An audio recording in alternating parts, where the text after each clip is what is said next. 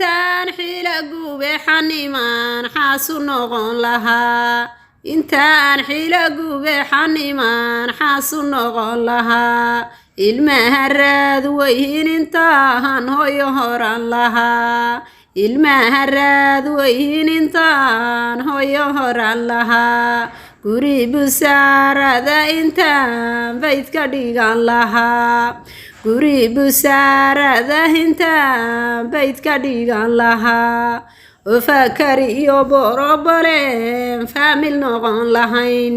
intaan fakari iyo walaaca faamil noqon lahayn oo dhawankayga dheeha saaran ka dhici lahaa anoon soddonka harin 8 jir lay malayn oo anoon soddonka harin 8 jir lay malayn walaahay bilaahay guur waan ka maarmaya